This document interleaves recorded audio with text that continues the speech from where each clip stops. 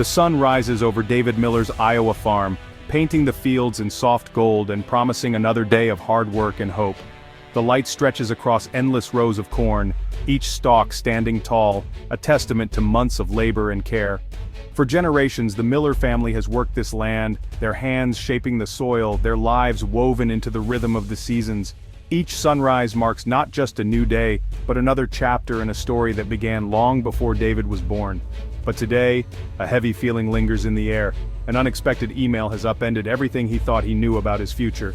Overnight, his largest Canadian customer has canceled their contract, a devastating blow that threatens the farm's stability. The reason is clear: a sudden Canadian ban on his genetically modified corn, part of a sweeping new trade policy that no one saw coming.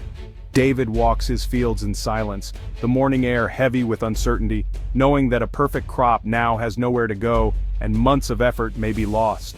Across the U.S., thousands of farmers are waking up to the same shock, their livelihoods suddenly at risk, their plans thrown into chaos. The ban targets 8 key U.S. agricultural products, disrupting a trade relationship that's lasted for decades. The impact is immediate: lost sales, broken supply chains, and entire communities facing an uncertain future. For every farmer like David, there are countless others: truck drivers, warehouse workers, small business owners, who depend on the smooth flow of goods across the border to make a living. This isn't just about economics. It's about families gathered around kitchen tables, wondering what tomorrow will bring. It's about the future of farming and the human cost of political decisions made far away.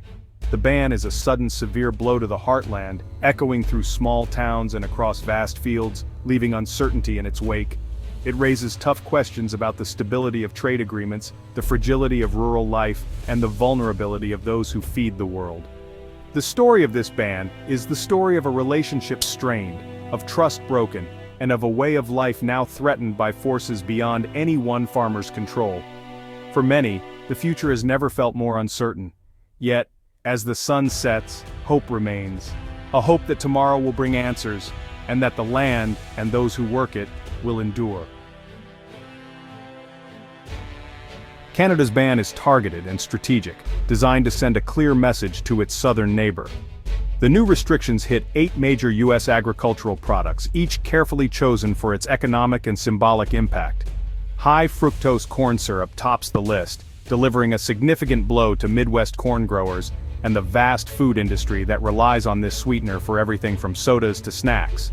2 types of poultry, chlorine-washed chicken and turkey with certain additives, are now out, reflecting long-standing regulatory disputes over food safety and processing standards between the 2 countries. U.S. farm-raised salmon is banned over environmental concerns, with Canadian officials citing differences in aquaculture practices and sustainability. Red Delicious apples, a staple export from Washington and a symbol of American agriculture, are now blocked from Canadian shelves. Potatoes grown with U.S.-approved pesticides face the same fate, as Canada questions the safety of certain chemicals not permitted under its own regulations. Dairy from cows treated with RBST, a growth hormone banned in Canada, is also prohibited, affecting a wide range of dairy products from milk to cheese. Finally, U.S. wines with higher sulfite levels are excluded, hitting West Coast wineries and disrupting a lucrative export market. Each ban is tied to either production methods or additives not accepted in Canada, highlighting the growing divergence in food safety and environmental standards. The list is a direct challenge to U.S. producers, targeting sectors with deep cross-border ties and decades of shared trade history. These products represent billions in trade and years of market development, threatening the livelihoods of countless American farmers and exporters. The specificity of the ban highlights growing regulatory divides as each country doubles down on its own standards and priorities.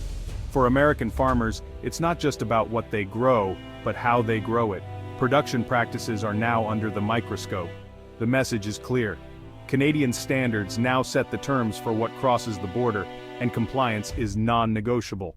The fallout is immediate, with uncertainty for producers and consumers alike, and the stakes are higher than ever. The ban is more than a list. It's a turning point for North American agriculture, signaling a new era of trade friction and regulatory competition. The ripple effects will be felt for years, reshaping supply chains, market access, and the future of farming on both sides of the border. Canada's government cites three main reasons: consumer safety, environmental protection, and support for domestic farmers. Officials argue the banned products don't meet Canadian standards, whether it's chlorine-washed chicken, RBST in dairy, or pesticide-treated potatoes. The precautionary principle guides their approach: better safe than sorry, even without conclusive scientific proof. Environmental concerns like protecting wild salmon and soil quality also drive the bans. And while not always stated, supporting Canadian farmers is a clear motive, opening markets for local producers.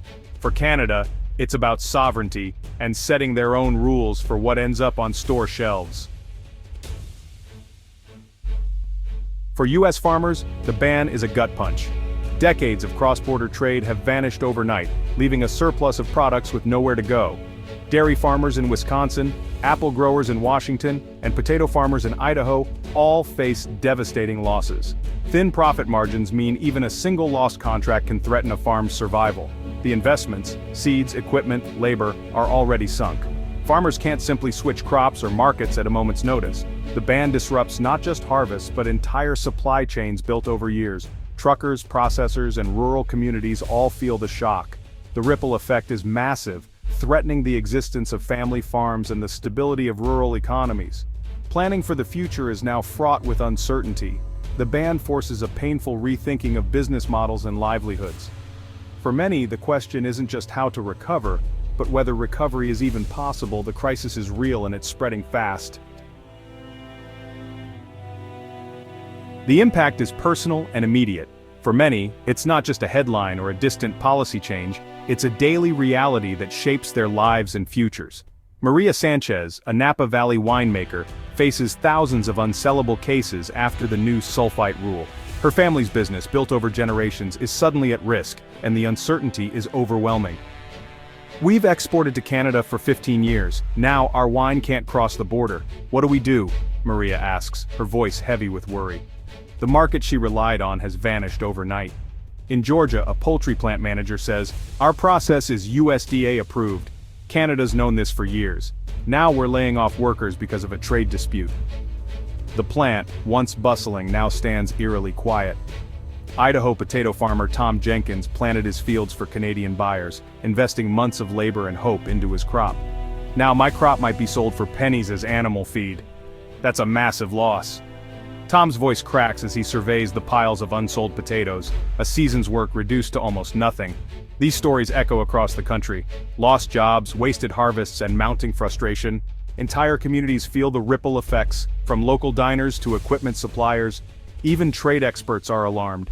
They warn that the consequences could extend far beyond agriculture, affecting supply chains and rural economies. "This sets a dangerous precedent," warns a U.S. Farm Bureau official. "It's not just about one product or one season, it's about the future of cross-border cooperation. If countries can ban products over regulatory differences, it undermines trade agreements and creates chaos. The rules that once provided stability now seem fragile. The uncertainty poisons long-term planning and trust. Farmers and business owners can't make decisions when the rules keep changing. Today, it's 8 products. Tomorrow, who knows? The fear of what might come next hangs over every conversation. The ban has shaken the foundation of U.S.-Canada agricultural trade. Decades of partnership are now in jeopardy. For farmers and workers, the future is a question mark. Each day brings new anxieties and the sense of stability is gone. The sense of betrayal is palpable. Many feel abandoned by the systems that once protected them. The human cost is mounting. Families are forced to make impossible choices and communities are left searching for answers. The trust built over decades is now at risk. Relationships that took years to nurture are unraveling in weeks. The ban's impact is measured not just in dollars but in lives upended. Generations of work and hope are threatened. The uncertainty is the hardest part. Not knowing what tomorrow will bring weighs heavily on everyone involved. For many, hope is in short supply. Yet even in the face of adversity, some cling to the possibility that solutions can be found before more is lost. The ban's effects reach consumers too. In the US, a glut of banned products means lower prices, at least for now.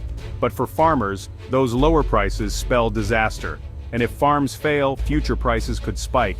Canadian shoppers face the opposite: higher prices and fewer choices as cheaper US goods disappear. The ban on high fructose corn syrup could raise costs for processed foods. Protectionist policies may reassure some, but the price is paid at the checkout. The North American food market is now divided and everyone will feel the difference. The ban has ignited a political firestorm. The US government calls it a violation of the USMCA and is preparing a formal challenge. Legal battles could drag on for years, leaving farmers in limbo. Retaliation is on the table. Tariffs or bans on Canadian goods could escalate the conflict. A trade war would hurt both economies and further strain diplomatic ties.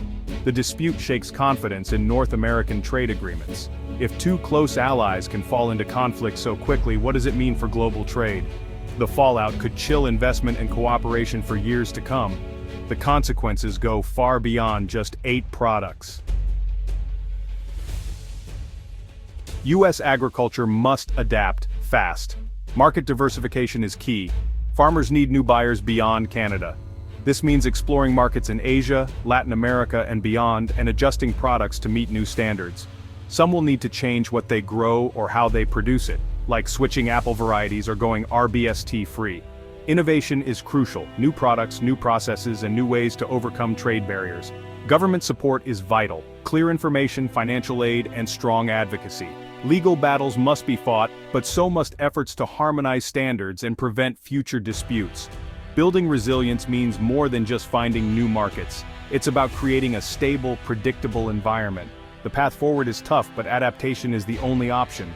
The future of American farming depends on it. Canada's ban marks a turning point in North American trade. The era of easy cross-border commerce is over. Legal battles and industry upheaval will define the coming years. Farmers must diversify, innovate, and adapt, or risk being left behind. The ban highlights a global trend. National regulations are now major trade barriers. The future of trade will be about negotiating complex standards, not just lowering tariffs. This is a cautionary tale about how quickly trust and prosperity can unravel. The real cost is measured in disrupted lives and lost opportunities. Rebuilding trust will take time, diplomacy, and compromise. The lessons of this harvest will echo for years to come.